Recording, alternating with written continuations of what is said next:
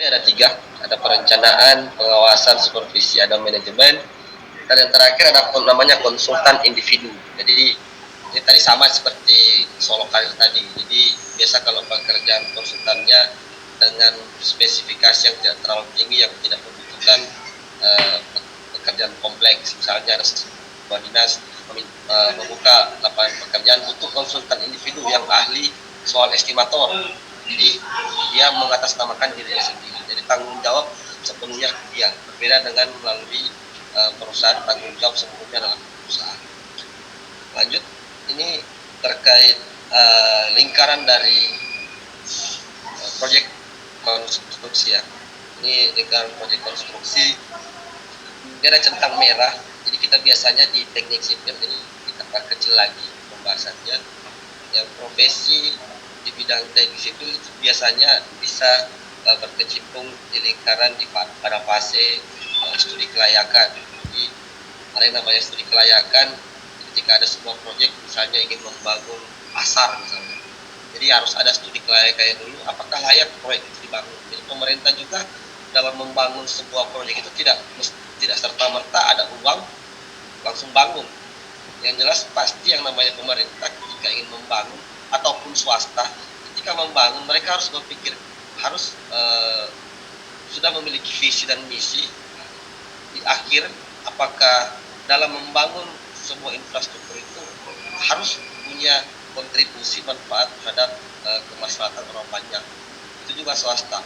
Sama juga seperti kita misalnya swasta ketika ingin membuka usaha waktu pasti sudah ada perencanaan matang dengan uang saya yang ada seperti apa mungkin model warkop saya, kemudian saya bisa dapat keuntungan apa. Itulah mungkin gambaran terkait contoh misalnya studi kelayakan dengan asumsi apakah layak sebuah proyek itu diadakan. Itu biasanya tindak lanjut dari inisiasi. Ini biasanya si pemilik pekerjaan. Nah, kemudian masuk ke tahapan berikutnya yaitu tahapan perencanaan dan pengembangan. Nah, di sini biasanya harus bekerja tim konsultan dari berbagai jenis keilmuan. Kembali lagi ke dalam KAK tadi. KAK itu yang menggambarkan keinginan dari owner. Nah, situ nanti akan kelihatan butuh tenaga ahli apa aja. Misalnya arsitek, sipil, estimator, struktur, dan lain sebagainya. Nah, ini tenaga ahli banyak berkecimpung di sini. Kemudian ini saya tidak bahas lagi terkait pengadaan, ini lain juga topiknya, kemudian value engineering dan lain. Ini kemudian masuk ke tahap konstruksi atau implementasi atau pelaksanaan. Nah, di sini juga yang tadinya adalah output perencanaan berupa patron untuk si penyedia lain. Yaitu dalam hal ini ada penyedia lain seperti kontraktor, tadi ada pemilik, ini lingkarannya juga. Ini saya combine saja materinya. Ini ada pemilik, nah kita ada di sini konsultan, dan di sisi kanan ada pihak kontraktor. Ini sisi kanan dan sisi kiri hampir sama. Di tengah-tengah itu ada yang namanya manajemen konstruksi. Nanti mungkin di slide berikutnya kita coba bahas apa sih manajemen konstruksi. Jadi biasanya ada orang berpikir manajemen konstruksi apa sih bedanya dengan konsultan pengawas? Sebenarnya beda. Nanti kita bahas di slide berikutnya. Nah, yang kembali lagi ke sini, ini di fase konstruksi biasanya kita lebih cenderung terkait pengawasan. Jadi yang tadi output atau produk dari perencanaan itulah yang harus kita jadi pedoman kita, jadi patron kita sebagai konsultan pengawas dalam mengawal keinginan dari owner yang tertuang menjadi produk yang diciptakan oleh perencana yang harus diimplementasikan oleh kontraktor melalui pengawasan teknis dari seorang konsultan pengawas. Mungkin itu gambarannya. Kemudian yang terakhir ada penutup, ini serah terima. Ini closing project, ini juga mau saya bahas. Yang terakhir adalah operasional dan perawatan. Nah, ini ketika contoh kasus misalnya sebuah jalan, jembatan atau bangunan itu ketika sudah berfungsi, sudah memberikan feedback kepada pengguna, tentu saja ada operasional dan perawatannya. Nah, di sini juga kadang-kadang dibutuhkan konsultan terkait operasional, biasanya lebih cenderung ke manajemen.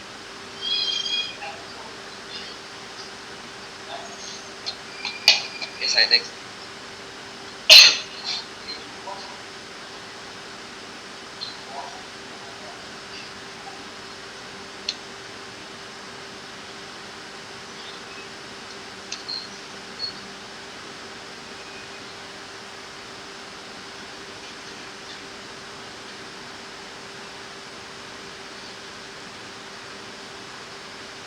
Nah, ini mungkin ada semacam fase dari tahapan perencanaan. Kita bahas tadi 3, perencanaan, kemudian pengawasan dan manajemen.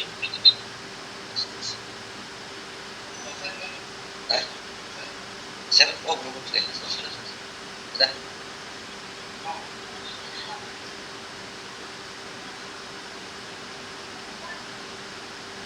Nah, ini mohon maaf ya, tolong hostnya ditegur saya kalau dikode atau kalau agak cepat. Oh, para dulu kita harus semangat. Ini tahapan pertama. Di sini saya ulang-ulang, itu ke akar pemahaman. Jadi pahami dulu sebelum bekerja, kita pahami dulu ke akar apa yang akan dicapai, kemudian mengumpulkan data terkait project perencanaan kita, misalnya luasan lahannya, atau kalau jalan, panjang jalannya, kalau jembatan misalnya elevasinya, tentang jembatannya dan lain sebagainya. Saya tidak bahas terlalu detail. Yang jelas pada prinsipnya pahami dulu apa yang diinginkan owner, kemudian bukan data yang bisa menunjang ketika kita melaksanakan profesi tahapan selanjutnya. Ini kita ada tahapan berikutnya. Setelah data dikumpulkan, kita asistensi kebutuhan owner. Jadi kita biasanya melalui proses seminar, namanya seminar pendahuluan, seminar antara, seminar akhir. Jadi biasanya kita setelah data terkumpul, memahami keinginan owner, kita asistensi lagi apa benar seperti ini keinginan owner, karena kadang-kadang KAK itu ada hal-hal yang tidak tertuang secara eksplisit di dalam KAK. Jadi biasanya kita melengkapi data itu, berkonsultasi dengan si ownernya Pak, dalam hal ini pemilik pekerjaan. Kemudian selanjutnya setelah tahapan info data sudah ada, kita mulai melakukan analisis dan justifikasi teknis. Di sini ada tim work, jadi masing-masing melakukan analisis sesuai bidangnya. Misalnya ahli arsitek misalnya, ini kalau misalnya perencanaan dulu, ahli arsitek mulai menyusun konsep seperti apa kebutuhan ruangnya, seperti apa denahnya, arah mata anginnya, bentuk fasadnya. Nah, kemudian untuk yang sipil mulai menyusun terkait berdasarkan hasil desain dari arsitektur, dilakukan kontrol keamanan struktur itu untuk ahli struktur. Kemudian masuk ke tahapan estimator, coba menghitung berdasarkan desain dari arsitektur, sudah dicek tentang keandalan bangunannya, keselamatannya, itu dilanjutkan oleh ahli estimator. Setelah itu dilanjutkan oleh ahli mekanikal, elektrikal, dan berbagai jenis keilmuan sesuai dengan kebutuhan dari KAK. Nah, di situ di proses analisis ini sudah kelihatan peran masing-masing dari tenaga ahli. Jadi masing-masing tenaga ahli punya tanggung jawab. Jadi si ahli struktur dia membuat perhitungan struktur, ya tentu saja dia akan bertanggung jawab terhadap produk dia, yaitu desain struktur. Begitu pula dengan ahli estimator, harus juga bertanggung jawab terhadap hasil hitungan dia. Begitu juga ahli ME dan seterusnya. Jadi di sini sudah masing-masing memiliki tanggung jawab masing-masing sebagai tenaga ahli sesuai dengan skill atau perannya di dalam proyek. Kemudian tahap selanjutnya, di sini kita tetap asistensi lagi. Jadi lagi-lagi kita harus berkoordinasi dengan pemilik pekerjaan yang tadinya dari sebuah data, dari sebuah kata-kata, yaitu KAK, keinginan owner, kemudian kita olah menjadi, kita analisis menjadi sebuah wujud bentuk, yaitu misalnya gambar, kemudian kalau estimator hitungan biayanya, kemudian untuk ahli struktur yaitu perhitungan tentang keamanan strukturnya, kemudian ME terkait konsep-konsep ME seperti lampu apa yang digunakan, jenis pipa apa, dan lain sebagainya. Itu yang akan kita konsultasikan. Judulnya adalah pradesain, jadi artinya desain yang belum sempurna.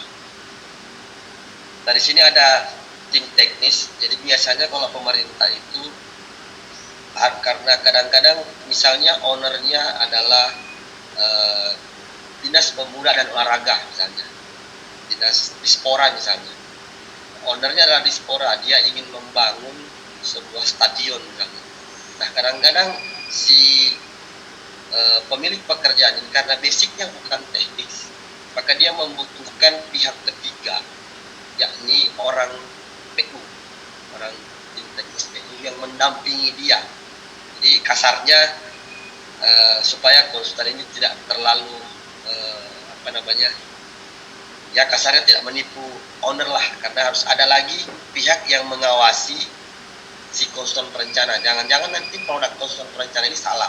Nah situ mungkin peran dari tim teknis. Nah kemudian ada tahapan review. Jadi ketika pradesain itu ada masukan-masukan dari owner, itu biasanya ada review. Misalnya ternyata ruangnya terlalu terlalu besaran, itu harus diperkecil. Ternyata butuh ruangan A, B, C, D. Ternyata yang dibutuhkan ini A, B, C, D. Nah itu dimantapkan lagi terkait keinginan pengguna. Jadi lagi-lagi tetap kembali ke KAK. Kemudian ketika KAK tidak lengkap, kita asistensi. Ternyata setelah kita buatkan desain, kita paparkan ke owner apakah seperti ini keinginan owner. Ternyata owner bilang bukan seperti ini, kali ini. Itulah pasti harus ada yang namanya review pada saat perencanaan. Akhirnya jadilah sebuah desain yang menjadi patron pada saat pelaksanaan konstruksi nanti. Jadi tugas perencana di sini membuat dari sesuatu yang tidak ada, dari sesuatu keinginan atau sesuatu angan-angan menjadi sebuah bentuk patron, bentuknya kertas. Jadi saya kadang-kadang risih ketika bertemu dengan beberapa kali bertemu dengan owner yang swasta ya, yang swasta ketika ingin disuruh mendesain misalnya rumah sakit, kami ajukan pembiayaan sekian, ini kemahalan ini. Atau misalnya ada teman kita, pasti teman-teman mungkin pernah temui, ada teman kita ingin bangun kos-kosan misalnya, nah kita minta disuruh desain, kita ajukan pembiayaan sekian, ini kemahalan, kamu lebih mahal daripada tukang. Nah ini yang kadang-kadang yang di dunia luar itu tidak paham pola kerja kita. Mereka berpikir bahwa konsultan itu hanya kerja di kantoran, kemudian produknya hanya kertas. Lebih susah kerja tukang katanya dibandingkan kerja konsultan. Nah inilah yang sebenarnya harus kita kikis tentang mindset, pola pikir orang-orang di luar non konstruksi. Nanti sebenarnya itu ada pembahasannya, itu di tingkat asosiasi, itu peran asosiasi untuk memberikan pemahaman terkait peran konsultan dalam membangun bangsa. Itu cuma interview sedikit tambahan. Dan terakhir adalah finishing desain. Jadi dari desain kita biasanya kita meeting lagi dengan tim, dengan ahli-ahli tadi, menyatukan persepsi, jangan sampai ada yang miskomunikasi. Di sini maksudnya misalnya desainnya A sudah dua kali terjadi perubahan, kemudian desain alih struktur sudah 2 kali perubahan, desain ME baru 1 kali perubahan. Ternyata si ME ini tidak update perubahan yang terakhir. Nah, disinilah di tahapan akhir ada yang namanya tahapan finishing. Ini adalah peran dari seorang tim leader. Dialah yang menjadi filter terakhir apakah desain akhir itu sudah sesuai dengan ekspektasi dari owner, dan apakah desain kita yang nantinya akan dijadikan pegangan oleh konsultan pengawas dan kontraktor pelaksana, apakah sudah sesuai dengan kaidah engineering, misalnya kelengkapan gambar, kemudian item pekerjaan dan lain sebagainya. Nah ini lagi-lagi selalu ada yang namanya limit waktu. Jadi kita di sini bekerja selalu karena kita terkontraktual, itu selalu ada waktunya. Misalnya kontrak kita 2 bulan atau 3 bulan, itulah waktu kita selama menjadi penyedia yang harus memenuhi keinginan dari KAK. Dan terakhir Jadi perencana sekarang itu sejak 2018 itu perencana sudah harus diwajibkan untuk yang namanya pengawasan berkala. Jadi di sini pemerintah membuatkan aturan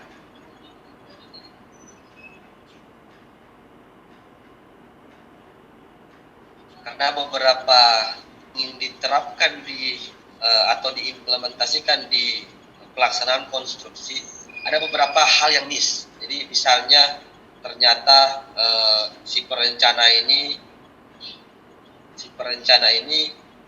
membuat rancangan denah misalnya. Denah ukurannya 10 kali 20. Nah, kemudian ternyata di lapangan tanahnya itu hanya 8 kali 5. Nah, ini kan masalah sebenarnya. Jadi perencanaannya dianggap tidak matang. Itu buruk sekali kalau sampai seperti itu. Nah, ada juga misalnya di dalam produk perencanaan ada beberapa item pekerjaan, misalnya ada atap, plafon, dan lain sebagainya. Ternyata pada saat ingin dilaksanakan pekerjaannya, kontraktor menuntut karena tidak ada pembiayaan untuk atap misalnya. Nah, ini kan masalah juga sebenarnya.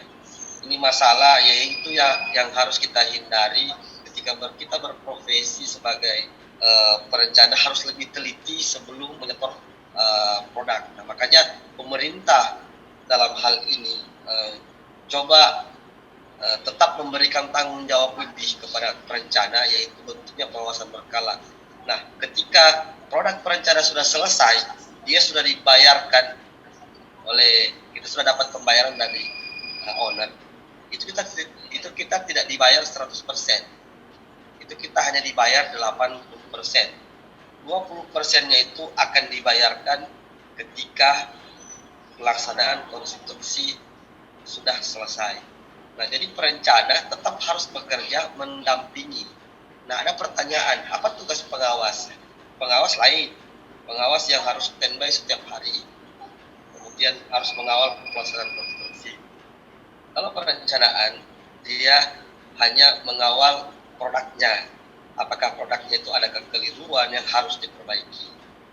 Nah, mungkin seperti itu. Misalnya ternyata di pelaksanaan konstruksi ada kesalahan atau ada gambar yang kurang jelas, jadi perencana masih punya kewajiban untuk memberi advies, yaitu perbaikan. Yang terakhir adalah pencapaian pilot project sesuai dengan perencanaan awal. Nah, ini mungkin susunan-susunan kerja kita ketika menjadi berprofesi sebagai tenaga ahli di bidang perencanaan. Nah, lagi-lagi muncul kata KAK. Ini sering di setiap slide mungkin ada KAK.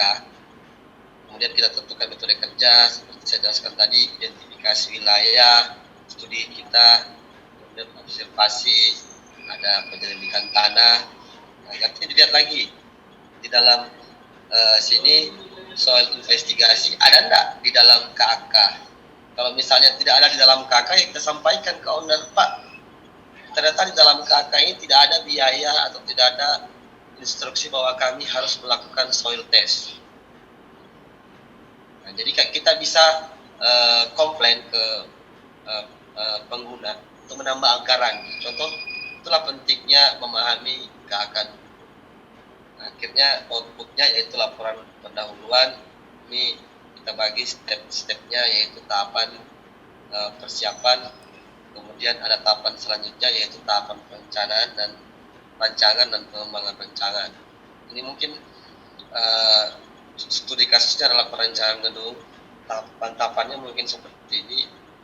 Nah, di sini sangat kelihatan bahwa di dalam kita berjibaku di dunia konsultan, kita tidak bisa hanya bekerja sendiri.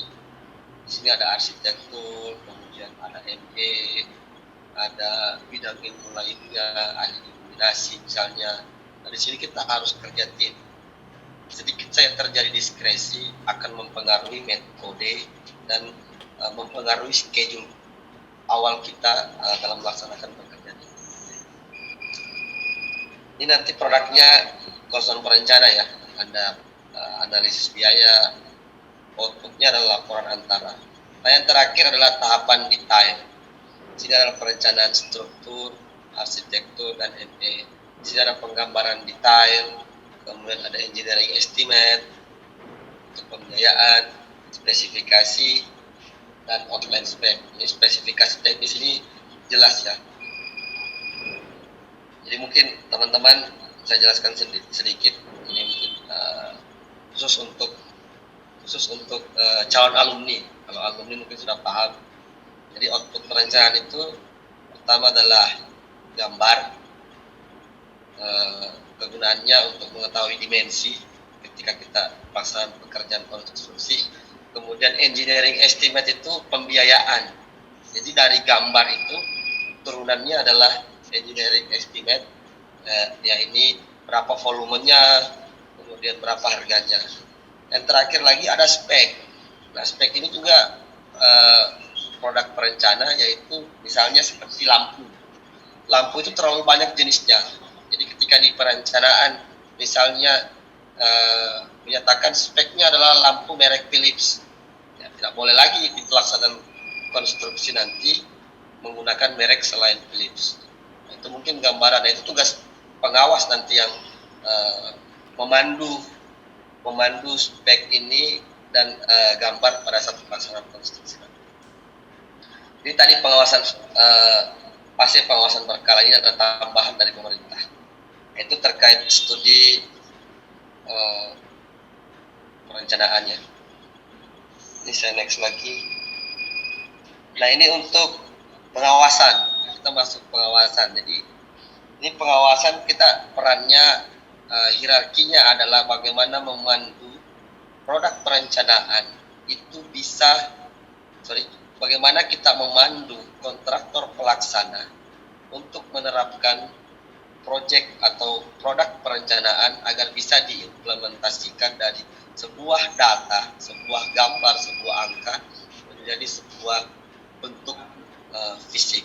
Nah, itu mungkin peranan dari seorang konsultan pengawas. Di sini ada instruksi, ada catatan buku direksi, kemudian ada rapat-rapat, form request, laporan mingguan, laporan bulanan. Ada juga konsultan harus membangun sasaran. Ya, lagi-lagi tetap pengawas harus membaca. Ketika kita berprofesi sebagai pengawas, harus membaca juga KAK. Ini ketika akan bekerja, semua harus punya KAK. Pengawas juga punya KAK pasti yang diterapkan yang dibuat oleh owner. Konstruksi juga begitu. KAK untuk konstruksi itu adalah output dari perencanaan. KAK konstruksi itu ini adalah gambar, spek, BOQ, dan schedule. Sementara KAK untuk pengawasan itu diisinya biasanya berapa durasi kerjanya, kemudian butuh tenaga ahli apa saja, tugas-tugas tenaga ahli apa saja. Nah, yang terakhir terkait pengawasan pada prinsipnya yang akan kita capai adalah waktu, mutu, dan kuantitas sesuai dengan perencanaan awal. Ini saya buat semacam diagram, itu semuanya M5M. Jadi tugas pengawas itu mengawasi keuangan kontraktor, mengawasi tenaga kerja kontraktor, mengawasi materialnya, apakah ada materialnya atau tidak, lambat atau tidak. Ketika lambat, ya kita harus tegur. Kemudian mesin atau peralatan, kita lihat lagi peralatan kontraktor, apakah sudah sesuai produktivitasnya, kesesuaian alatnya. Kalau tidak sesuai, harus kita berikan instruksi untuk menyesuaikan dengan KAK dan konstruksi. Kemudian ada manajemen waktu, manajemen metode, kemudian ketiga. Di sini peran pengawas sangat penting dalam memandu pelaksanaan konstruksi, yaitu kontraktor pelaksana. Contoh misalnya, kontraktor mengerjakan kolom misalnya menggunakan bambu misalnya sebagai perancahnya. Nah, kalau menurut pengawas bambu yang didatangkan itu material, kemudian nanti akan dirangkapkan sebagai peralatan untuk menopang, dehisting pada saat pengocoran kolom atau balok. Nah, di sini pengawas punya hak untuk menolak atau menginstruksikan mengganti jika menurut hemat pengawas bahwa metode yang diajukan oleh kontraktor itu bisa mempengaruhi durasi kerja dari kontraktor. Jadi prinsipnya di sini memahami pola kerja kontraktor, kemudian memberikan akvis berupa masukan-masukan. Yang terakhir adalah memandu hasil produk kontraktor agar sesuai dengan produk perencanaan konsultan perencana. Jadi sebenarnya produk pengawasan ini berat juga ini, karena yang kita manajemen adalah manusia, yaitu kontraktor yang ingin mencari keuntungan sebesar-besarnya. Ini tantangan besar ketika kita menjadi pengawas.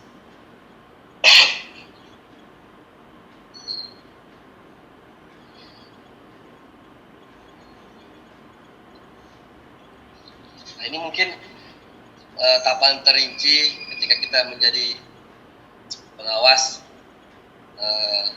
pengendalian waktu, mutu, pengendalian kuantitas. Di sini ada rentetan-rentetannya, yaitu minimal kita harus membuat semua hasil pengawasan kita di lapangan harus dituangkan dalam bentuk laporan kepada owner. Saya tidak perlu panjang lebar karena pasti akan memakan waktu yang cukup panjang. Nah, ini manajemen konstruksi. Jadi pertanyaan tadi, apa sih perbedaan antara manajemen konstruksi dengan konsultan pengawas? Padahal biasanya manajemen konstruksi itu mengawas juga. Nah, perbedaan antara manajemen konstruksi dan konsultan pengawas, manajemen konstruksi itu bekerja dimulai pada tahapan perencanaan. Nah, seperti yang saya katakan tadi, ketika kita bekerja sebagai perencana, yang biasa memandu kita itu adalah tim teknis dari TU. Nah, kalau pekerjaannya sangat kompleks, misalnya membangun bangunan di atas 5.000 meter persegi atau membangun bangunan 4 lantai ke atas, itu biasanya membutuhkan manajemen konstruksi. Nah, manajemen konstruksi inilah yang harus memandu seorang perencana dalam melaksanakan tugasnya untuk memenuhi keinginan dari owner. Jadi misalnya di sini pasti owner akan sangat terbantu karena dia akan mengawasi perencana. Kemudian pada saat pelaksanaan konstruksi dia lagi yang mengawas. Nah, yang uniknya di sini seorang manajemen konstruksi meminimalkan yang namanya kekurangan data pada saat perencanaan. Jadi tidak ada lagi istilah pada saat pelaksanaan konstruksi kontraktor mengeluh, wah ini gambarnya kurang lengkap, berarti MK-nya dong, mesin konsultan manajemen konstruksinya dong yang berarti yang tidak bekerja pada saat di tahapan perencanaan. Ini manajemen konstruksi untuk di Kota Palu itu baru mulai familiar di tahun 2018. Jadi memang ini masih hal-hal yang baru.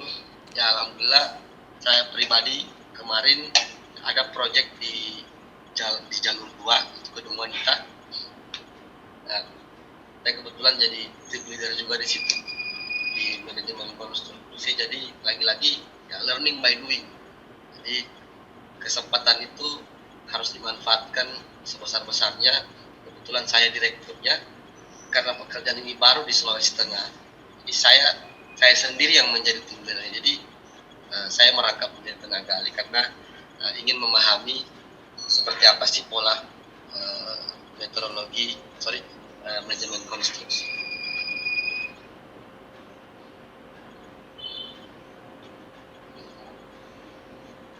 Sudah 40 menit ya. Nah, ini tadi saya tidak panjang lebar juga. Ini contoh jadwal penugasan personil. Di sini adalah request dari KAK, jenis-jenis tenaga-tenaga yang akan harus bekerja di pelaksanaan lapangan nanti, entah di perencanaan atau di manajemen konstruksi. Nah, ini contoh untuk jadwal penugasan untuk pekerjaan manajemen konstruksi. konstruksi. Jadi di sini ini gambaran khususnya untuk fresh graduate. Ini tenaga ahli. Ini ada dua ya, ada tenaga ahli, ada tenaga pendukung. Jadi ahli artinya punya skill berarti ya, punya skill. Nah, ketika dia sebagai ahli arsitek ya berarti dia ahli di bidang arsitek. Kemudian ketika dikatakan ahli sipil ya berarti dia harus ahli di bidang struktur. Kemudian ada tenaga pendukung. Tenaga pendukung adalah yang membantu tenaga ahli. Situ misalnya kalau di pengawasan ada inspektor, kalau di perencanaan itu ada namanya drafter. Itu ada drafter, ada quantity engineer, ada juga quality engineer. Nanti di fase di slide berikutnya ada juga penjelasannya. Jadi contoh manajemen konstruksi tadi yang merupakan masih hal yang masih baru di dunia konstruksi kita, khususnya di Sulawesi Tengah. Ini fase-fasenya kita bekerja dulu 2 bulan, kontrak perencanaan di sini contohnya adalah 2,5 bulan. Jadi MK harus memandu pelaksanaan perencanaan selama 2 bulan, kemudian harus memandu juga pelaksanaan perencanaan. Ini fase tender perencanaan, kemudian memandu pelaksanaan perencanaan, kemudian memandu juga proses tender konstruksi, yang terakhir adalah fase pelaksanaan konstruksi. Jadi saya tidak jelaskan detail, nah ini pasti akan panjang penjelasannya, karena kita kembali lagi ke tema kita yaitu kiat konsultan. Ini hanya sebatas pengantar, perkenalan juga mungkin yang calon alumni. Nah ini mungkin contoh-contoh ketika kita berprofesi sebagai pengawas. Saya tidak munculkan contoh-contoh untuk perencanaan karena terlalu banyak variabelnya. Jadi saya ambil contoh pengawasan ya, karena biasanya ini karena targetnya adalah fresh graduate atau dengan calon alumni. Biasanya itu calon alumni ketika baru selesai pasti arahnya ke pengawasan dulu. Nah, jadi ini makanya saya ambil contoh form untuk pengendalian mutunya mungkin seperti ini. Ini ada checklistnya, ini bisa di browsing di internet, ada kok banyak di internet. Ini sebenarnya tidak diajarkan di kampus ya. Ini yang kata-kata aktivis bilang, kata-kata dosen saya juga bilang, yang berkecimpung di konstruksi ya di kampus itu hanya 60% itu hanya ilmu dasar saja, sisanya harus Anda cari sendiri di lapangan nanti, di dunia kerja nanti. Ini contoh quality plan, ini contoh pengendalian mutu, persetujuan material. Ini pasti yang akan sering dijumpai oleh para fresh graduate. Jadi kita katakan fresh graduate itu asumsi saya ya 3 tahun, karena ketika ingin menyandang gelar ahli itu biasanya harus dibuktikan dengan sertifikat keahlian.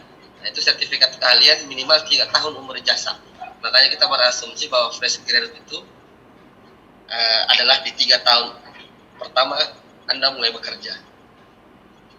Ini contoh-contoh pengendalian mutunya, persetujuan material. Jadi misalnya pengawas kontraktor memasukkan material, misalnya material triplex A misalnya. Kemudian pengawas cek di dalam spek yang dibuat oleh perencana, oh harusnya merek B. Nah, itu pengawas bisa menolak, bisa mereject. Oh ini salah Pak, materialnya ini harus diganti, ini tidak sesuai spek. Itu contoh dari implementasi pengendalian mutu dari aspek material. Dari reporting, ini laporan progres. Jadi pengawas juga harus membuat laporan bulanan. Ini saya tidak coba simulasikan, sebenarnya harus ada kursusnya. Jadi saya harapkan ke teman-teman calon alumni mungkin bisa mendekatlah ke senior-senior, belajar cara membuat laporan. Pada prinsipnya gampang lah. Di laporan ini yang penting kita pahami dulu. Artinya membuat laporan ini kalau mau dibandingkan dengan tugas struktur beton ya 1/100 lah. Bikin laporan itu tidak susah. Yang penting dipahami. Ini laporan pekerjaan bulanan, itu adalah rekapan-rekapan dari laporan mingguan. Ini progres, ini mungkin pernah juga diajarkan di kampus. Saya dulu yang ngajar Panji Asmudin. Saya juga baru ingat, oh saya dulu pernah diajar ya yang kayak begini. Ternyata yang diajar di kampus ada juga ternyata di lapangan. Nah, ini mungkin kita ke slide berikutnya, potensi dan peluang alumni teknik sipil. Di sini fakta lapangan itu membuktikan bahwa peluang profesi seorang lulusan teknik sipil itu kita eksak ya, itu lebih luas dibandingkan jurusan lainnya. Jadi harus percaya diri, harus confidence. Nah, kita juga ketika masuk di teknik kan melalui proses ormik, ospek, OPH, apalah namanya, kita harus dituntut untuk confidence, percaya diri, narsis lah istilahnya. Nah, memang kenyataannya seperti itu, apalagi khususnya teknik sipil ya, punya potensi yang cukup besar. Karena kenapa? Ini mohon maaf kalau ada yang di luar non sipil ya. Karena memang mau tidak mau harus disampaikan fakta menyatakan bahwa alumni teknik sipil itu mempunyai peluang yang lebih besar dibandingkan jurusan lainnya. Kenapa? Contoh misalnya, seorang mesin itu tidak akan tidak akan bisa masuk dalam perencanaan sebagai ahli struktur, itu akan kesulitan. Seorang tamatan arsitek tidak akan bisa menyandang gelar ahli struktur, itu sudah kodrat. Nah, sementara sipil ini berdasarkan jenis-jenis keahlian yang ini saya tidak masukkan semua, sebenarnya banyak. Contoh-contoh ini basicnya semua sipil. Kalau di gedung ada estimator, ada geoteknik, kemudian jembatan, apalagi jalan dan jembatan ya, itu sipil habis pekerjaannya ya.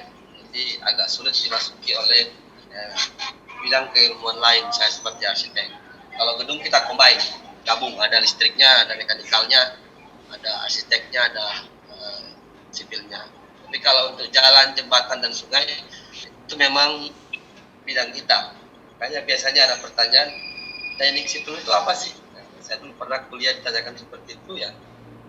Ditanya sama orang, saya bilang teknik sipil itu teknik umum. Sipil itu kan umum, masyarakat sipil masyarakat umum. Jadi memang betul kita di kampus itu diajarkan terlalu banyak skop yang diajarkan.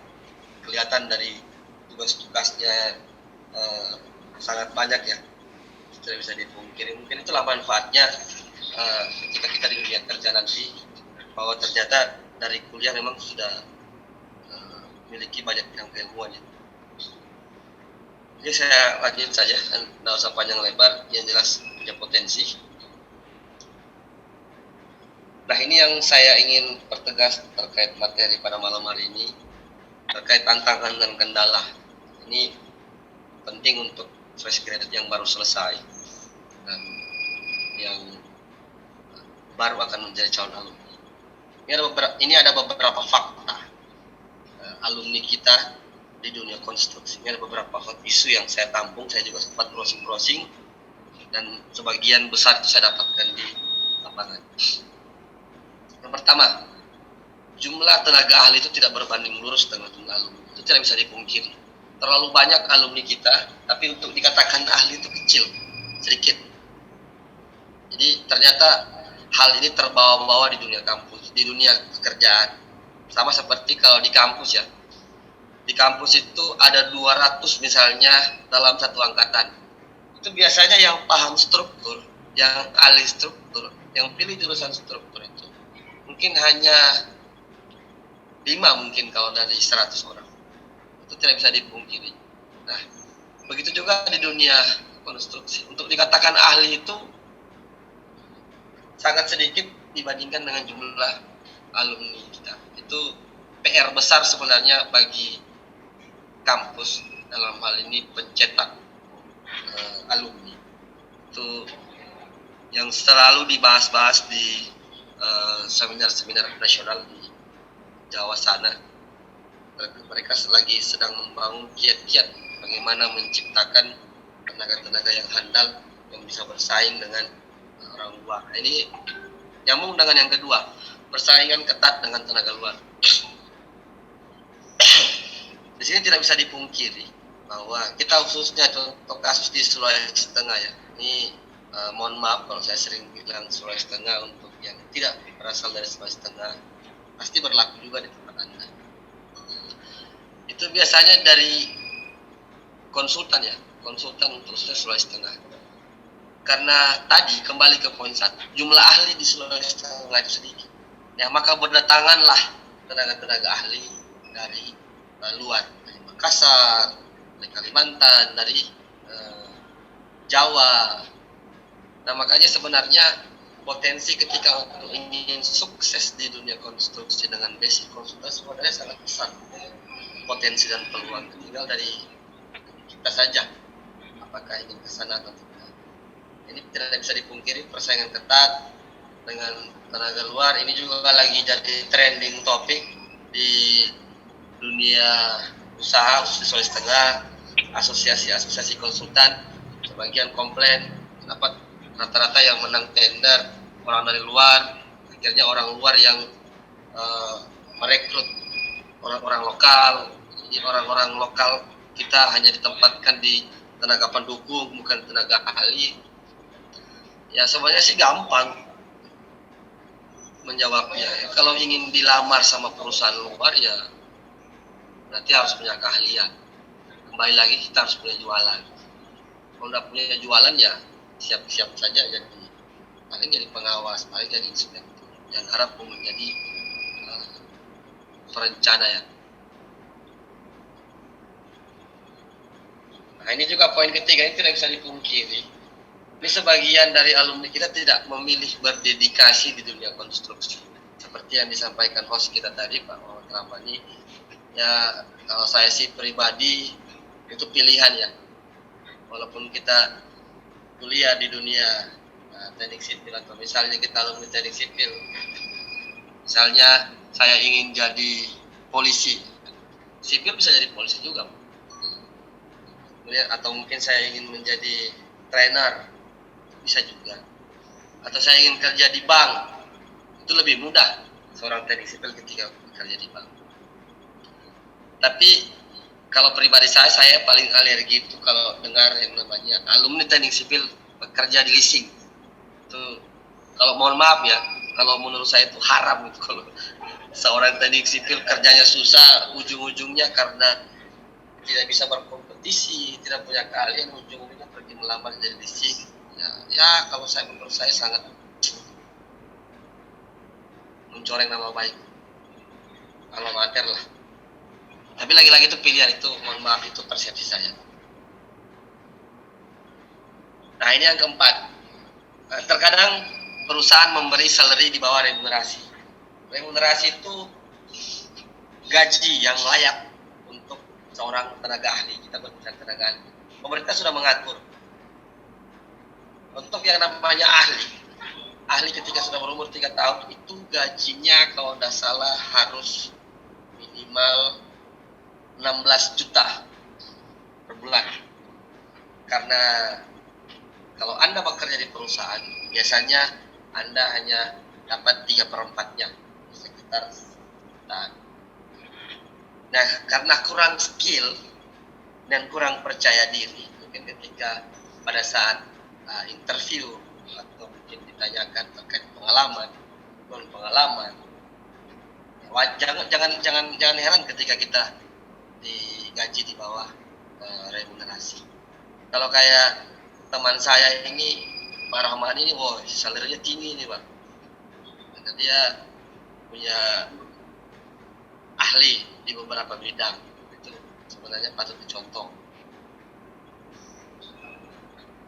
Yang kelima, mindset dunia kerja itu tidak mengenal jurusan studi. Jadi di sini sipil itu dituntut harus multi talent. Jadi sebenarnya ada ceritanya ini. Dulu saya pernah bekerja, ini sambil sharing pengalaman. Dulu saya ketika bekerja ditanyakan sama bos di perusahaan, Pak mau melamar kerja, tanya basic apa sipil, langsung ditanya bisa menggambar. bilang, Pak saya tidak diajarkan Pak menggambar itu arsitek. Waduh, sayang sekali, saya tidak bisa terima kamu. Jadi yang mungkin perlu dikutip dari cerita saya adalah mindset di dunia kerja itu mau tidak mau sipil dituntut harus multi talent. Maksudnya selain bisa menghitung harus minimal bisa menggambar. Itu sering dijumpai, sangat sering. Teman-teman juga saya yang sejawat juga dulu ketika kita sharing-sharing, ternyata ada juga yang dapat pengalaman seperti saya. Akhirnya ujung-ujungnya ada juga teman saya yang diterima karena tidak bisa menggambar, akhirnya dikasihkan waktu persyaratan, ya kamu diuji coba dulu 1 bulan sambil kamu belajar 1 bulan untuk menggambar. Kalau tidak bisa menggambar, ya mungkin kamu hanya kami kontak 1 bulan. Sampai ada yang seperti itu. Jadi sekarang fakta dunia konstruksi itu menuntut sipil itu harus multi talent. Jadi ini yang belum tamat. Ya kalau bisa segera mendekat ke teman-teman arsitek kalian, tetangga kalian. Jangan musuh-musuhan. Sekarang sudah tidak zamannya yang kayak begitu, apalagi di Unpad ya. Nah ini beberapa alumni Gaptek Teknologi, Software dan Blank Data Project. Ini tidak bisa dipungkiri. Sebagian senior-senior saya, ada mungkin seangkatan saya, itu Gaptek terhadap software. Ini kendala sebenarnya dan tantangan yang harus dilalui khususnya fresh graduate dan calon alumni. Tidak dilengkapi infrastruktur atau peralatan yang memadai, ini juga penyakit juga ini Pak. Ini biasanya saya ketika ingin terima orang bekerja, tanya ada laptop, udah ada Pak, waduh. Ini ngapain mau cari kerja kalau udah punya alat ya? Ibarat kata tukang itu jangan jadi tukang kalau tidak punya cangkul. Petani jangan jadi petani kalau tidak punya sabit. Ini memang harus ya, harus dilengkapi dengan ya minimal infrastruktur ya, kalau bisa ROG lah. Kalau mau menggambar, kalau mau bekerja di dunia konstruksi minimal harus punya komputer ya minimal Pentium 5 kan, Core i5 lah. Jadi biar nggak ngarap-ngarap lagi, nggak malu-maluin lah. Nanti kalau sudah sambil ngumpul duit, ya itu dulu yang diutamakan. Cangkulnya dulu yang harus dipermantap. Nah, 8 adalah acuh menalah KK.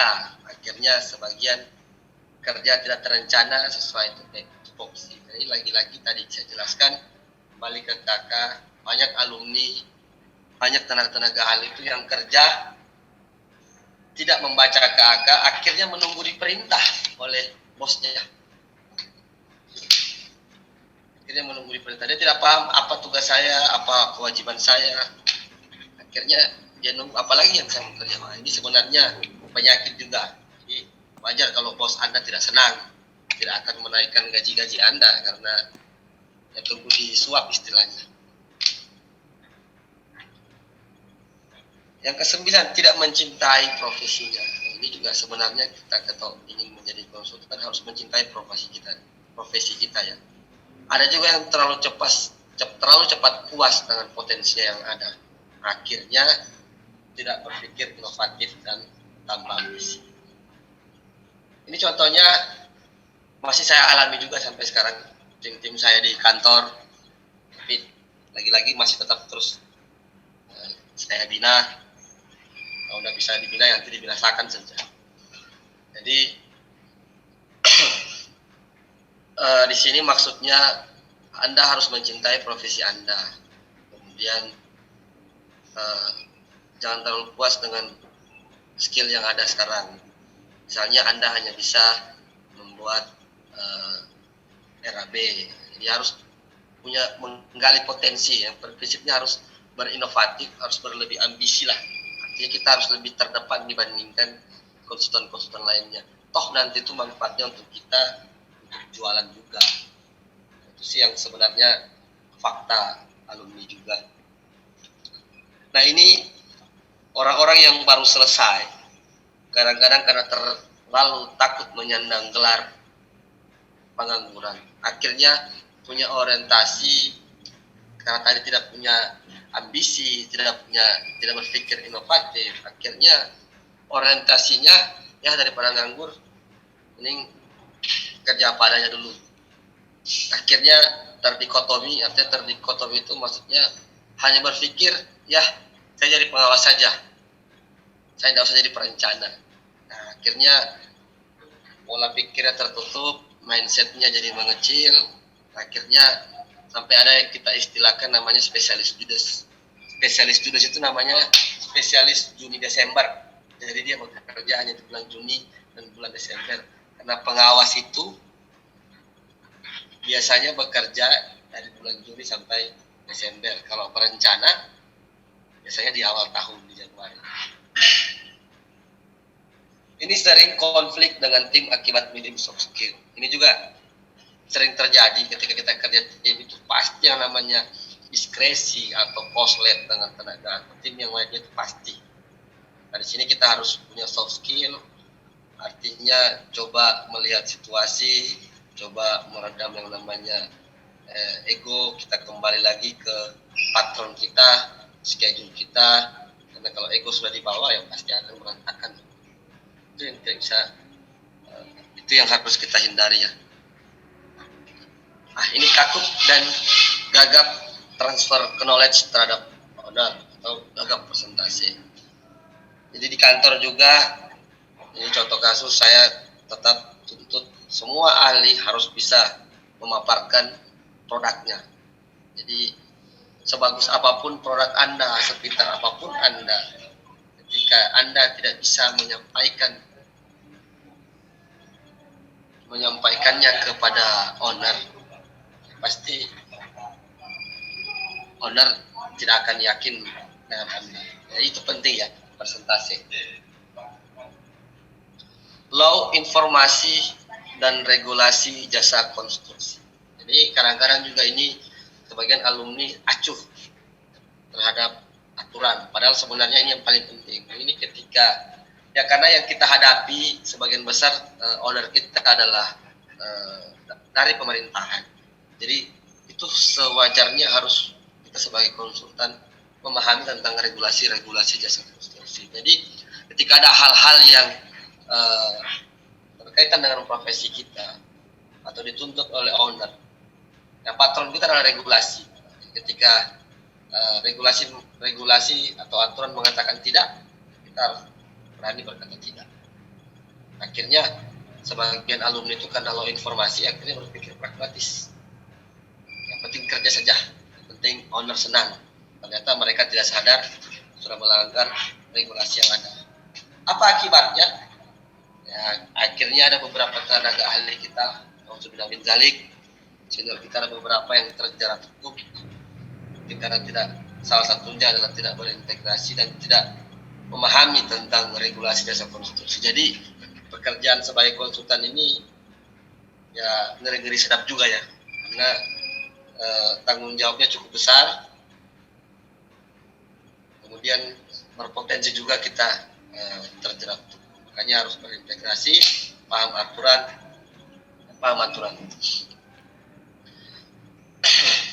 Ini yang terakhir, pemahaman tentang BIM sangat minoritas. Nah, ini mungkin sudah ada yang dengar BIM, tapi saya rasa pasti lebih sedikit yang tidak paham apa itu BIM. Nah, ini BIM sebenarnya terkait tadi ke poin 6, masalah teknologi. Nanti di slide berikut kita akan jelaskan apa itu BIM. Yang jelas pada prinsipnya itulah fakta-fakta yang terjadi pada alumni kita di dunia konstruksi. Ya minimal yang calon alumni sudah paham poin 1 sampai 15 ini, sudah mempersiapkan segala sesuatunya. Ya minimal punya mindset, ya saya sebelum selesai, nanti ketika selesai mudah-mudahan tidak tergolong dari angka 1 sampai angka 15. Nah, itu yang coba akan kita capai terkait menjadi konsultan. Oke, kita lanjut, ini teori tentang pengembangan berbasis BIM. Jadi ada opini kita, jadi sekarang itu era digital, itu menuntut alumni maupun calon alumni itu kita harus wajib familiar terhadap teknologi kekinian. Kita harus memanfaatkan kemajuan teknologi untuk memudahkan atau sebagai wadah kita untuk berinovasi, mempercepat proyek, buat proyek lebih efisien dan sebagainya. Itu tantangan kita sekarang juga. Nah, apa itu BIM? BIM adalah Building Information Modeling. Ini teorinya ada di depan sini. Ini saya ambil juga dari aturan.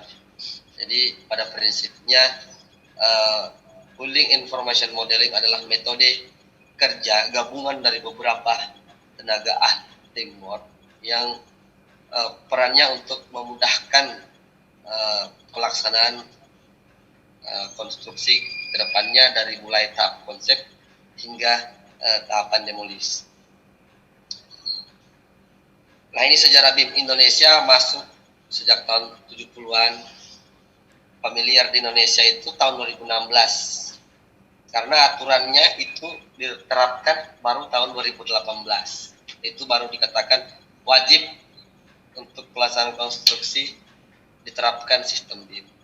Jadi sekarang konsultan BUMN itu sudah mulai menerapkan BIM sejak 2019. Ini tahun kedua. Jadi sebenarnya untuk teman-teman belum ada kata terlambat. Itu sudah bisa sejak dini belajar tentang itu BIM. Nah, BIM itu contoh softwarenya macam-macam.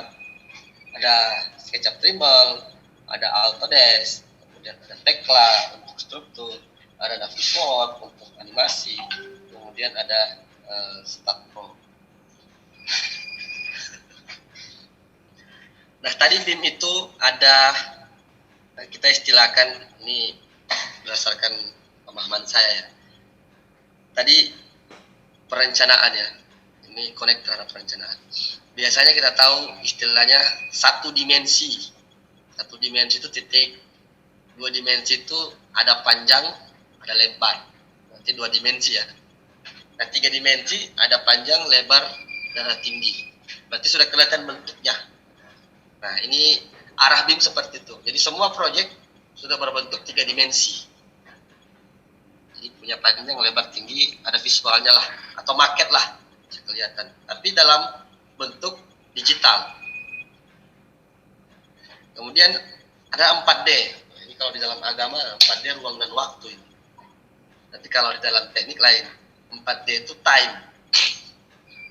Jadi melalui sebuah aplikasi kita sudah bisa menggambarkan kepada owner untuk membangun bangunan, misalnya bangunan ya, itu butuh waktu berapa lama, step-step pembangunannya seperti apa saja, tahapan-tahapannya apa saja. Jadi lebih cenderung ke visualisasi bagi owner adalah ketika kita mendesain. Kemudian 5 dimensi, cost. Jadi lebih cenderung ke cost. Jadi dari wujud gambar 3 dimensi itu outputnya adalah volume. Jadi kita tidak perlu lagi pakai metode konvensional. Ini yang namanya inovatif ya. Jadi biasanya kita kalau menghitung volume, misalnya ada kolom 30 kali 30 kali 1 kali 4 meter, kemudian dikali berapa jumlah kolom, dapat volumenya, input di dalam RAB, kemudian dikalikan harga satuan. Nah, gunanya BIM adalah dari objek 3 dimensi langsung kelihatan berapa uang yang dibutuhkan. Nah, itu kelebihannya, volumenya langsung ketahuan. Kemudian 6 dimensi atau 6D. 6D itu lebih cenderung ke kenyamanan thermal, lebih cenderung misalnya dari hasil 3D itu dilakukan pengecekan pada tahapan BIM 6 ya. Kita namakan BIM 6. Oh, ternyata bangunannya ini sudah aman dari segi struktur. Kemudian ME-nya apakah sudah memenuhi ketentuan-ketentuan seperti misalnya kebutuhan lux, pencahayaan, kebutuhan air, plumbing dan lain sebagainya.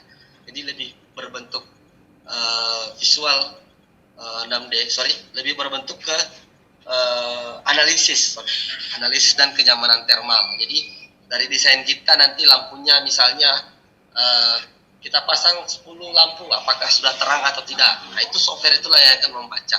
Jadi tidak lagi berpikir nanti pelaksanaan di lapangan, oh ternyata 3 AC misalnya, 2 AC tidak cukup ternyata untuk ruangan ini, harus tambah 1 AC lagi. Nah dari program inilah nanti akan kelihatan AC-nya butuh berapa, lampunya butuh berapa, dan lain sebagainya. Kemudian yang terakhir adalah BIM 7. Jadi dia biasanya pakai AR, augmented reality. Jadi nanti kita seakan-akan bisa masuk ke dalam desain 3 dimensi. Jadi lebih cenderung ke visual, jadi lebih memudahkan kita memaparkan ke aula. Nanti ada videonya setelah ini, saya coba putarkan ya. Mudah-mudahan jalan. Ini tolong hostnya kalau misalnya ada kendala, tolong langsung di take over ya. Lanjut. Nah, ini saya ambil, tetap saya munculkan sumbernya dari YouTube. Ini dari perusahaan BUMN. Tunggu dulu ya.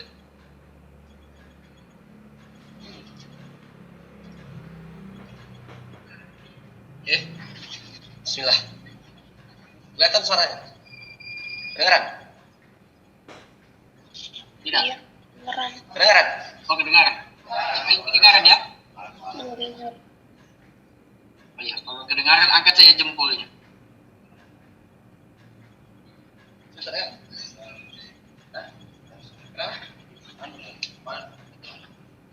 Jangan kedengaran ya? Jangan kedengaran. Oh, iya. Jangan kedengaran, oke, sip. Share komputer sih. Oke. Design a few twists, lengthy parts, accuracy, interpretations, misunderstandings, and sometimes surprises. But times have changed. There's no ding with the BIM. The Building Information Modeling helps each stakeholder, client, architect, expert, and end user of a project to share the same vision from the design to the usage of a building. BIM with 3 M's for model, modeling, and management. Model, thanks to a 3-dimensional digital mock-up displaying details on every single component's feature. Managing, thanks to a structured layout that follows every step of the project's life cycle. Modifying and improving the project together with all its stakeholders, thanks to this brand new joint multi-display process. With BIM, construction enlivens the ways of designing, constructing, and operating efficient buildings and infrastructures, fulfilling the customers' and end users' expectations. My client wants BIM. Nowadays, more and more clients ask for BIM. It's better, it's smarter, it's the ultimate in construction. You said BIM? Okay, but nobody said it was going to be easy. It calls for a little workout and practice. But above all, the need for good advice to successfully carry on together. Building information modeling is an absolute experience that allows a project to grow in a collaborative way. Wow! Yeah, it always comes as a surprise on the first try. BIM is not just a 3D model. It allows everyone to share the same vision of the project. To foresee the needs. Think ahead uses. With great flexibility. BIM allows for optimization by simulating different designs or testing different kinds of materials. It also helps us exchange views and communicate with stakeholders. And last but not least, BIM isn't confined to the construction phase. It's a great opportunity for the client to anticipate its asset management requirements. Welcome to a new era of BIM customer relationship. The BIM Harmony.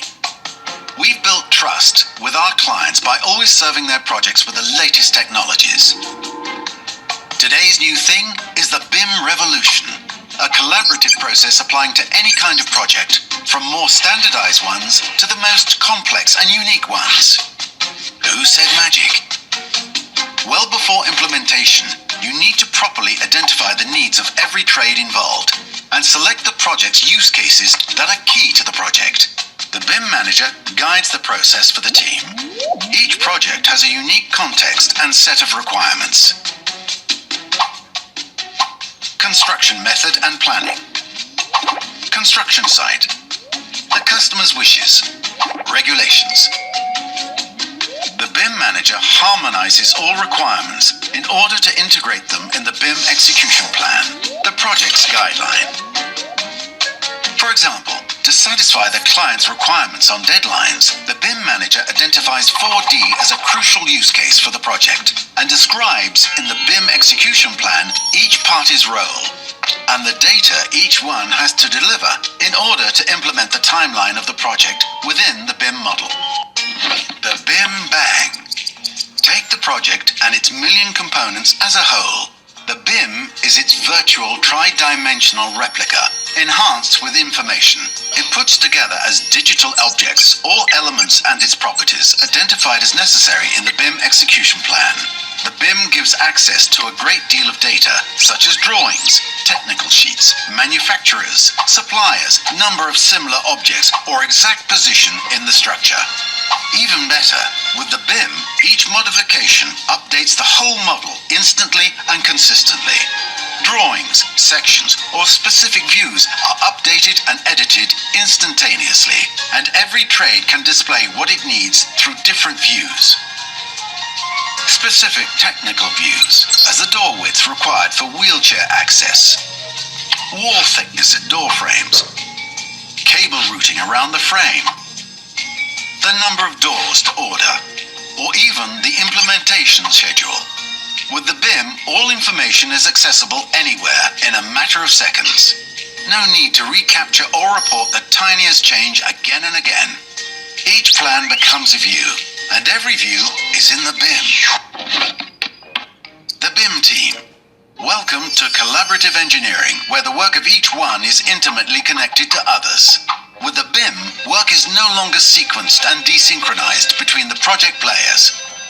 For example, to determine the number and size of box outs, you need to know in advance the dimensions of the pipes and networks. To calibrate such networks, you need to know the client's requirements in terms of air conditioning and the occupancy rate of the building, and obtain anticipated data on the equipment itself. In other words, all compulsory information for the design of the building. Trades which didn't used to work together early enough now coordinate in early stages of the project in order to integrate their work with more consistency. Each one commits to provide data to the model in order to help the progression of the other. The data will refine accordingly all along the iterative process. Talking, adapting, and accepting compromise. BIM is human. It isn't a solitary race to the summit, but a roped party progressing together to a sustainable achievement. The BIM for all together for the BIM. Oke, jadi itu tadi tentang BIM. Jadi pada prinsipnya BIM itu adalah software. Nama softwarenya bukan software BIM, tapi sebenarnya lebih cenderung ke metode. Sesuai artinya, Building Information Modeling. Jadi misalnya si arsitek membuat desainnya tadi untuk arsiteknya, kemudian nanti si ahli struktur coba mengontrol strukturnya, kemudian si ahli ME coba mendesain ME-nya, akhirnya dikombin jadi satu. Nanti BIM itu yang akan menggambarkan ada tidak hal yang terjadi diskresi, misalnya seperti arsitek ketika merencana ada istilahnya cantilevernya lebih dari 2 meter misalnya, nanti si ahli struktur yang akan mengontrol melalui software BIM bahwa desain tersebut tidak aman. Kemudian tadi kembali contohnya BIM 6 ketika kita ganti kacanya, misalnya kaca gedung menggunakan kaca tipe bening, nanti akan kelihatan kenyamanan thermal dari bangunan tersebut. Oh, ternyata terlalu panas dengan ketika bangunan menghadap ke timur, makanya harus diganti dengan material kaca reflektif misalnya. Nanti akan ketahuan, oh ternyata dengan kaca reflektif bangunan ini bisa menahan panas yang masuk, tapi cahaya tetap maksimal masuk. Akhirnya penggunaan energi akan semakin berkurang. Nah, itulah contoh-contoh manfaat BIM. Nah, ini baru trending di 2018. Sekarang BUMN sudah sementara masih masih digeluti oleh para BUMN. Seperti saya sampaikan tadi, jadi belum ada kata terlambat. Jadi masih bisa belajar sejak dini. Yang paling penting dari BIM adalah kerja teamwork. Jadi BIM hanya fasilitas dari untuk memudahkan kita berinteraksi antar bidang keilmuan. Nah, untuk penerapan BIM di Sulawesi Tengah, jadi untuk non teknis itu masih hal yang tabu karena memang tidak bisa dipungkiri masih baru.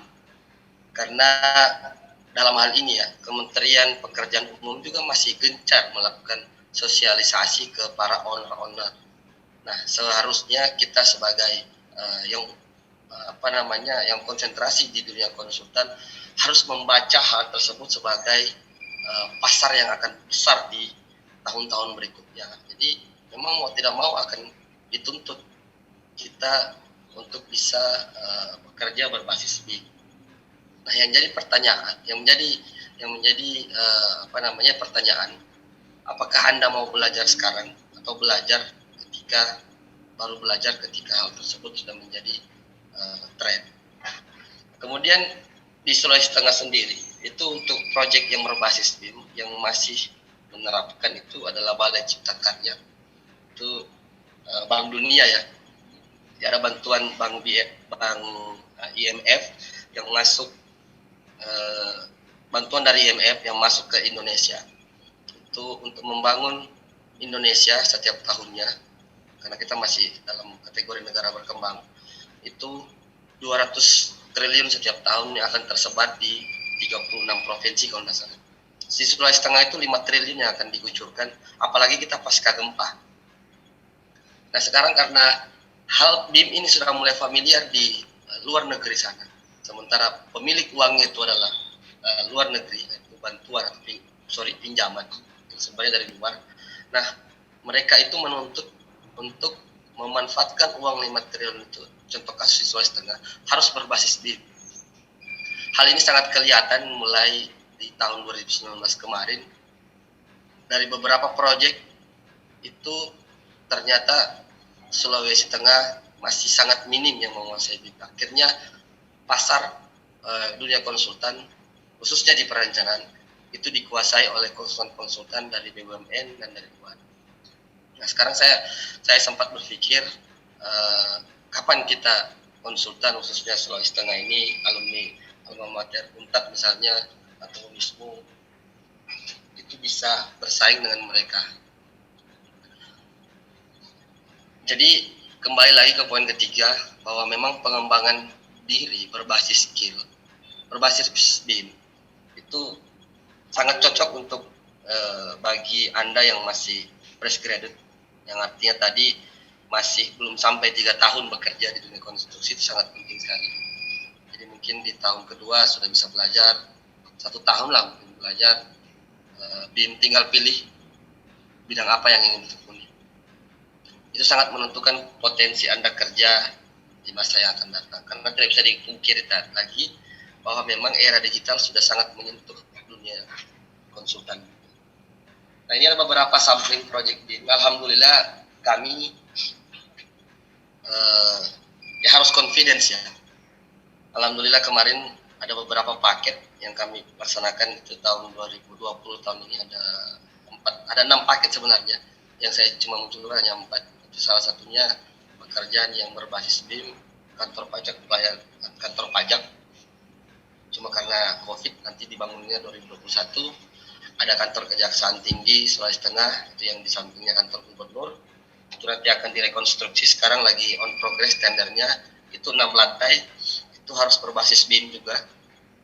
Itu anggarannya 147 miliar.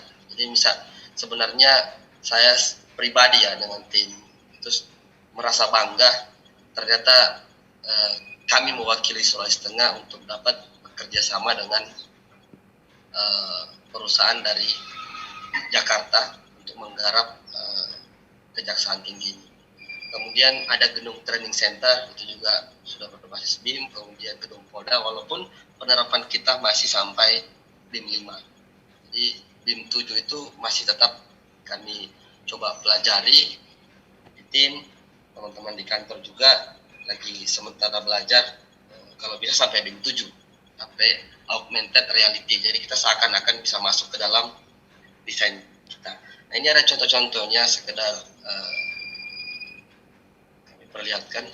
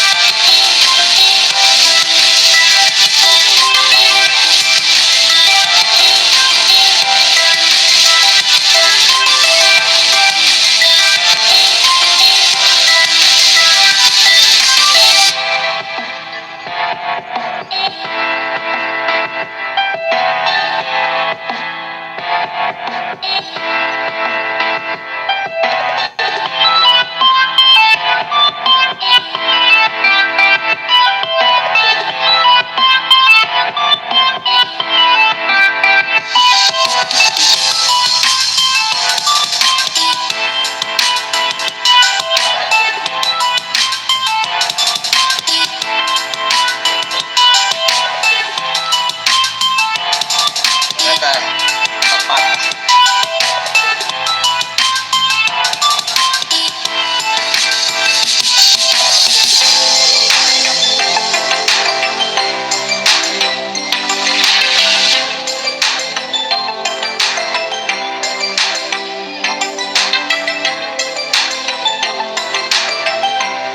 Oke, saya lanjut. Katanya teman tadi di samping agak patah-patah koneksinya, kurang lancar animasinya. Nah, ini saya lanjut saja. Nah, mungkin terakhir ini pengalaman saya tidak terlalu panjang lebar karena durasinya sudah cukup lama kayak gitu. Ini latar belakang keluarga saya dari Makassar, kemudian kuliah, tadi sudah disampaikan di kurikulum vitae saya, itu saya angkatan 2004, saya waktu kuliah tidak menonjol juga, bukan juga ahli struktur, bukan juga asisten dosen, ya prinsip tidak menonjol lah waktu zaman perkuliahan. Kemudian saya coba belajar organisasi, jadi ini kebetulan saya jadi ketua HMS di angkatan di tahun 2007 sampai 2008. Jadi banyak sebenarnya sih yang saya terima ketika belajar berorganisasi. Yang paling pertama itu confidence, percaya diri. Jadi saya lebih berani berbicara di depan umum. Nah, yang keempat saya temui terkait ini alur cerita saya. Ini bingung masa depan, teman-teman juga sempat hadapi. Mata kuliah sudah habis, tugas sudah habis di tahun kelima ya. Tahun kelima saya kuliah sudah habis, bingung mau jadi apa saya itu. Mungkin teman-teman juga mungkin ada yang hadapi seperti itu, takut akan masa depan karena beredar itu ketika kita selesai ya berarti selamat datang pengangguran baru.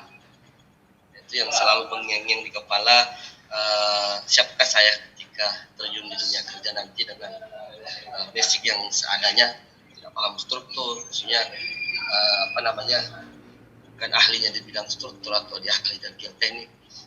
Ya seperti itulah mungkin gambarannya ketika kuliah dulu. Nah, di fase kelima ini saya mulai jatuh cinta dengan namanya ilmu tetangga. Saya sebutkan di sini ilmu tetangga.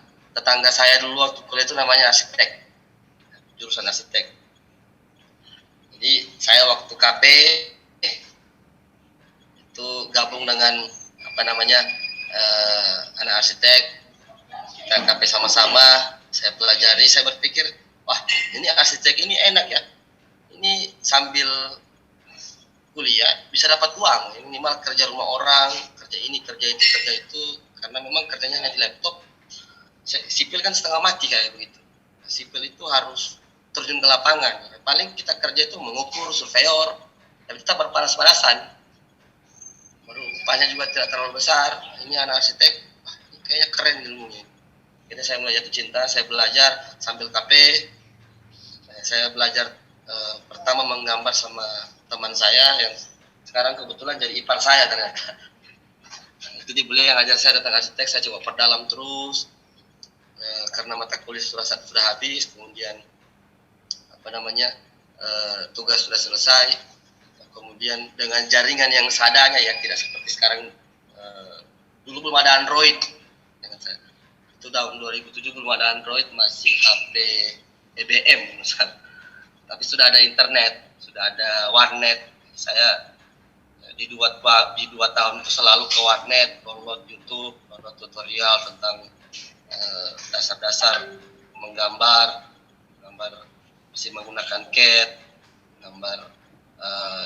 habis menggambar CAD coba belajar menggambar 3 dimensi pakai software SketchUp, kemudian coba lagi software lainnya. Artinya dulu itu ada sekitar 16 software menggambar arsitek yang saya coba pelajari. Ternyata saya punya mindset dulu, bagaimana caranya ilmu arsitek ini bisa saya manfaatkan, bisa saya optimalkan untuk ilmu saya di bidang sipil. Nah itu dulu modal awal saya ketika istilahnya membangun skill dari masih semenjak di bangku kuliah ya. Jadi 2 tahun saya belajar software, kemudian saya belajar membuat film zaman dulu ya, film pendek. Intinya membiasakan diri dengan software, karena tidak bisa dipungkiri software itu memudahkan semuanya. Itu yang ada di pikiran saya. Nah ini yang keenam, saya dilarang tamat dengan skill 0. Jadi dulu saya punya cerita pendek. Bapak saya kebetulan alhamdulillah basicnya teknik juga, sipil, PNS. Dulu saya mindset keluarga saya ingin saya itu bekerja PNS juga, makanya saya dimasukkan ke honor. Saya masih kuliah padahal, tapi dengan masuk honor dengan SMA, ditanya sama orang tua bagaimana tugas dengan kuliah, sudah selesai, tugas akhir. Oke, sudah bisa masuk kerja, langsunglah dikasih tantangan, coba buat ini. Dulu kalau tidak salah itu RAP, rencana anggaran biaya. Saya bingung kan, saya tidak diajar di kampus ini, di depan teman-teman bapak saya dulu itu di TU. Akhirnya saya tampar, waduh kamu ini sudah mau selesai tapi tidak tahu apa-apa. Supaya pukulan telak untuk saya. Ternyata saya ini belum siap untuk menyandang gelar sarjana. RAP saya tidak tahu.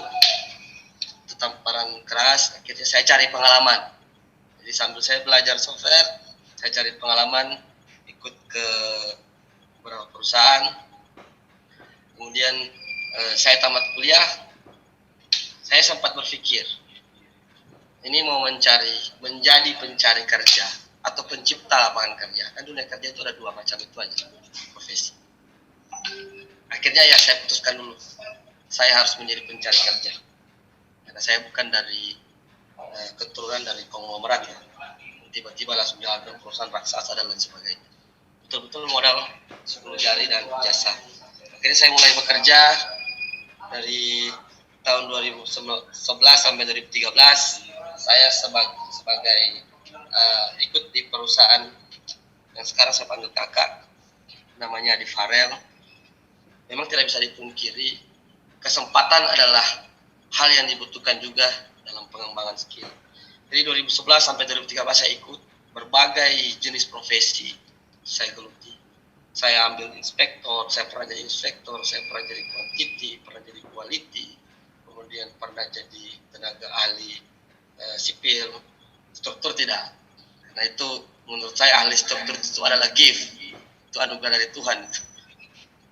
Kemudian saya coba menjadi meminjam ilmu tetangga tadi, saya coba memberanikan diri mendesain. Jadi seorang sipil, basic sipil yang coba mendesain bangunan. Akhirnya 3 tahun saya dipanggil lah. Saya mungkin nama saya mulai ditahu sama teman-teman teman-teman dari direktur tempat saya bekerja. Saya diajak kerja ini, kerja itu karena dulu belum ada BIM. Jadi mereka itu sering mengalami kendala bahwa produk arsitek dengan produk sipil itu sering terjadi miskomunikasi. Jadi ada yang seharusnya digambar produknya arsitek itu ABCD, ternyata produknya sipil ABDF, itu tidak akan ketemu. Nah, karena basic saya sipil, saya bisa menggambar, makanya orang lebih tawaran kerja banyak masuk ke saya terima. Karena basic saya sipil, saya bisa arsitek. Artinya walaupun cuma dasarnya. Kalau disandingkan dengan arsitek asli ya pasti kalah jauh lah. Saya pasti batabe itu. Nah itu 3 tahun sampai saya sempat dijuluki teman saya penjual sate. Jadi di perencanaan itu kan dikenal ada beberapa bidang keilmuan, arsitek, sipil, dan lain sebagainya. Itu harusnya kerja tim. Ini saya kerja sendiri. Jadi mulai dari menggambar, menghitung, jadi surveyor, kemudian persentase, pokoknya semuanya saya. Jadi semua tenaga itu saya rangkap. Karena saya berpikir dulu sebelum saya ingin bercita-cita menjadi pencipta lapangan kerja, minimal saya harus mengetahui seluk-beluk semua bidang-bidang tenaga ahli, semua tugas-tugas dan tanggung jawab dari tenaga ahli. Itu sih moto saya dulu awalnya ketika mulai karir.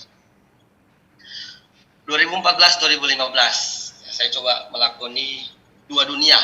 Jadi memberanikan diri, belum menikah waktu itu 2014. Saya coba bergelut di dunia konstruksi, tapi bergelut juga di dunia konsultan.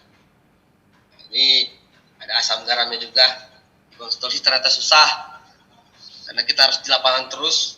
Kalau konsultan lebih cenderung di kantor, kerjanya bebas kapan saja kita mau kerja, yang penting limit waktu terpenuhi, yang penting tidak melampaui waktu kontrak. Nah akhirnya setelah saya menikah di 2015, saya memutuskan untuk fokus di konsultan.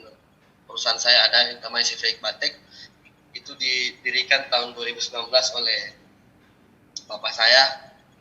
Itu saya tinggal menghidupkan saja, istilahnya perahunya sudah ada, awaknya baru saya sendiri. Saya ajaklah teman-teman saya yang saya cari yang masih nol.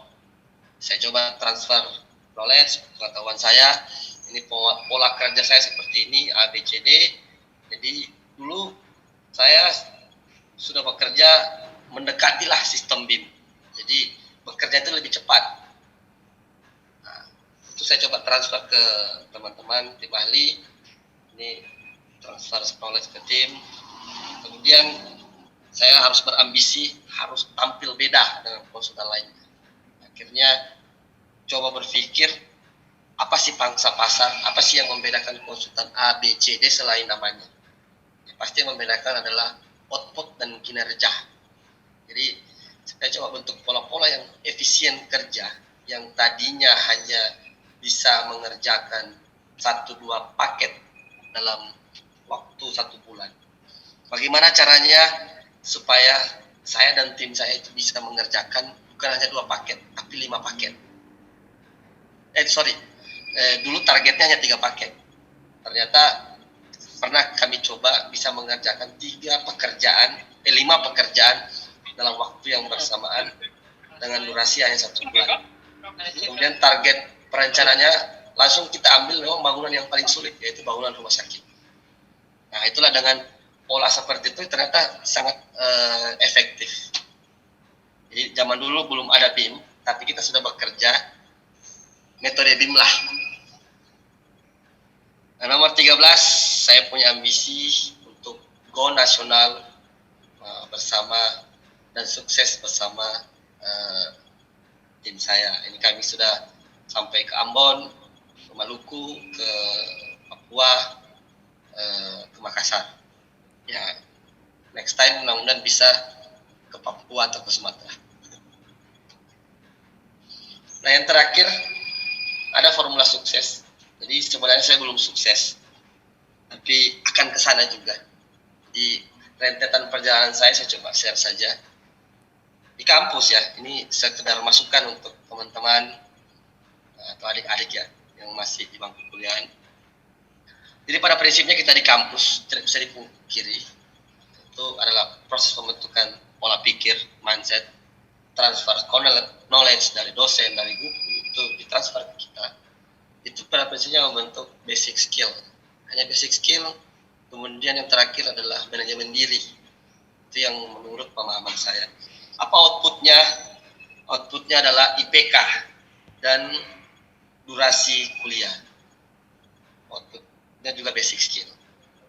Itu tidak bisa dipungkiri.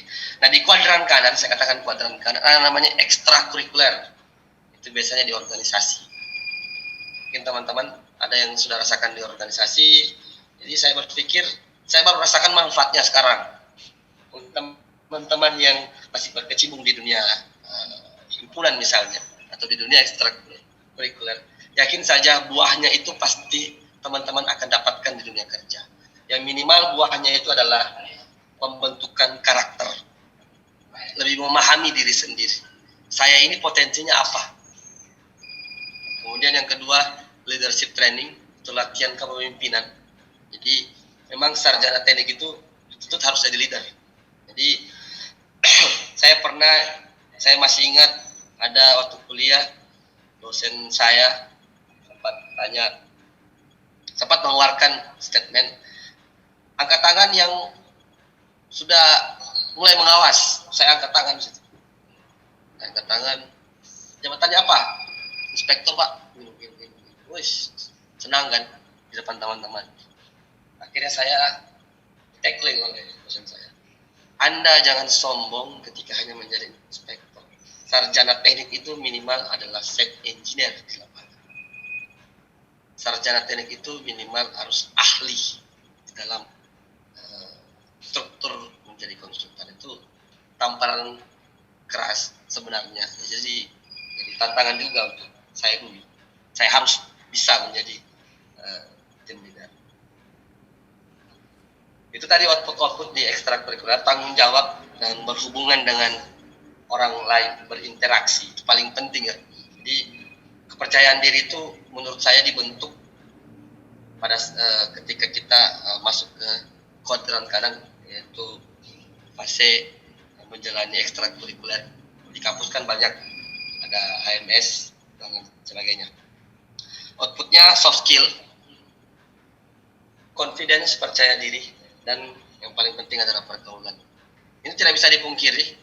Rata-rata kepala dinas yang sekarang ya, itu rata-rata pasti punya track record dari organisasi. Orang-orang sukses di dunia rata-rata punya track record adalah orang-orang yang pernah berkecimpung di dunia organisasi. Jadi jangan sepelekan orang-orang organisasi, rambutnya gondrong, malas mandi dan lain sebagainya. Hati-hati, bisa saja nanti di kemudian hari dia adalah bos Anda. Ini cuma buat orang narsis saja. Tapi jangan juga terlalu lama di kampus. Terlalu lama urus organisasi, mata kuliah hancur. Jangan juga seperti itu, minimal harus manajemen diri. Akhirnya untuk orang-orang yang ada di kuadran kiri, yang hanya rumah kampus. Itu IPK ada slogan, saya kutip juga dari internet, itu dari kutipan dari Dini Aiman. IPK itu hanya mengantarkan Anda sampai meja interview. Selanjutnya, skill yang menentukan dirimu berada. Jadi, prinsipnya IPK dan durasi kuliah tidak menentukan apakah Anda sukses di dunia kerja nanti. Tapi alangkah bagusnya Anda cepat selesai, IPK bagus, kemudian ditunjang dengan soft skill atau ilmu bergaul yang didapatkan dari ekstrakurikuler. Itu mungkin masukan buat tim-tim adik-adik yang masih di bangku kuliah. Jadi gali potensi ya. Ini saya rekomendasikan. Nah, kemudian yang kedua, formula sukses. Ini tadi ada 4 tahapan kuliah. Itu sampai 7 tahun ya kalau saya. 7 tahun DO ya. 4 tahun, kalau bisa 4 tahun lebih bagus. Ada yang kedua adalah fresh graduate. Itu yang tadi saya sampaikan. 3 tahun saja. Itu Anda menyandang gelar fresh graduate. Setelahnya itu harus jadi ahli. Yang terakhir, ketika Anda ingin memilih sudah merasakan jadi tenaga ahli, saran saya cobalah untuk berpikir menjadi seorang tim top leader. Top leader dalam arti kata di sini punya perusahaan sendiri. Itu di kantor juga saya terapkan seperti itu. Ya, saya harus siap ketika tenaga-tenaga ahli saya di kantor harus mandiri nanti. Jadi saya tidak boleh peras keringat orang, saya harus dorong mereka untuk maju. Makanya fresh graduate nanti kalau bisa menggantikan teman-teman yang ada di sini ketika mereka sudah mandiri nanti. Ini formulanya yang pertama untuk orang yang masih kuliah, teman-teman yang masih kuliah. Kalau bisa sejak dini lakukan perubahan, rencanakan arah dan proses Anda menuju sukses. Kemudian rencanakan target studi Anda. Jadi harus direncanakan. Minimal saya target 5 tahun kuliah misalnya, 2 tahun cari pengalaman. Kemudian mulai familiar, ini paling penting juga. Mulai kan familiar terhadap data proyek konstruksi. Manfaatkan senior Anda, minta contoh-contohnya seperti laporan dan lain sebagainya. Contoh tadi yang saya sampaikan tadi, form request, metode pengendalian apa. Sering-seringlah bergaul dengan senior. Saya rasa senior pasti akan open terhadap junior. Yang terakhir adalah optimalkan output pada saat KKN dan KKP. KKN itu kan saya tidak tahu apa namanya sekarang, atau KKP itu kan salah satu media yang disiapkan dari Sivitas Akademik untuk menerapkan ilmu-ilmu yang didapat di kampus itu diterapkan di masyarakat. Kemudian untuk yang kedua, fase fresh graduate. Jadi harus tanam mulai sekarang, bangun mindset, lagi-lagi bangun mindset, harus punya target bahwa saya harus berprofesi sebagai core leader atau tenaga ahli di tahun ketiga. Jadi sambil belajar, sambil melaksanakan, sambil dipelajari. Learning by doing. Yang kedua, sejak dini kuasai beberapa software.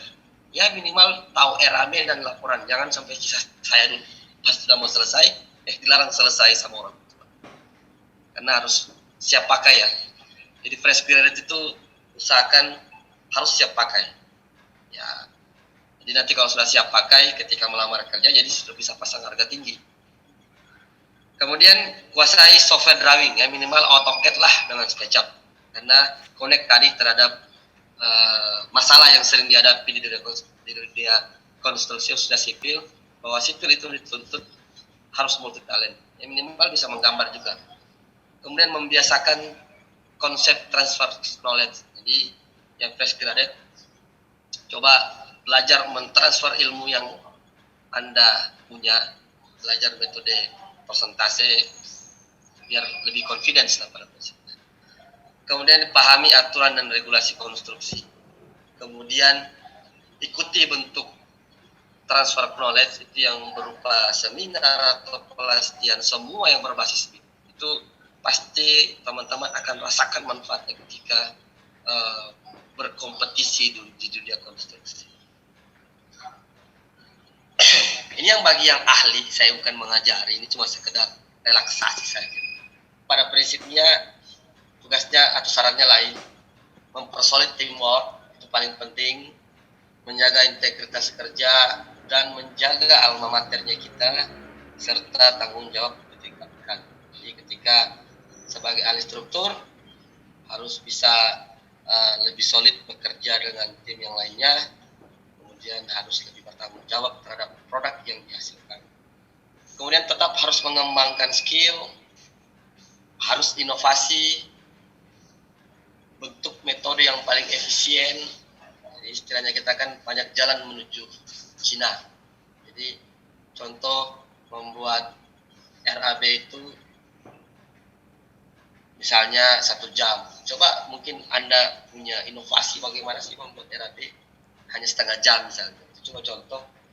Pokoknya berpikir inovatif lah. Yang prinsipnya waktunya lebih efisien agar pekerjaan yang Anda dapat kerjakan itu bisa lebih banyak dan tentu saja akan mempengaruhi income aktif Anda. Lagi-lagi wajib menerapkan BIM.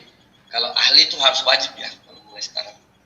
Kemudian yang terakhir harus membina regenerasi atau fresh graduate itu harus.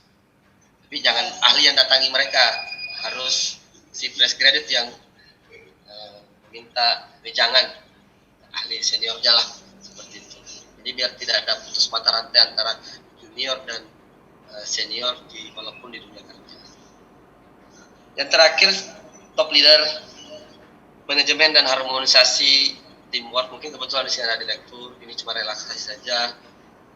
Ini tetap harus merekrut fresh graduate, jadi selalu utamakan alma mater Anda. Walaupun basicnya masih nol, mungkin bisa dibina. Yang terakhir adalah sejahterakan teamwork. Itu ketika Anda berada di posisi sebagai top leader atau pemilik perusahaan. Insya Allah sama-sama kita akan capai sukses sesuai yang kita rencanakan. Ini slide terakhir, kiat konsultan. Panjang lebar sudah kita bicara, ternyata sudah hampir 2 jam, mohon maaf, luar prediksi. Walaupun hanya 20 slide, ternyata bumbu-bumbunya yang cukup banyak. Kiat saran dari saya pribadi, yang pertama, pahami KAK sebagai Anda sebagai konsultan.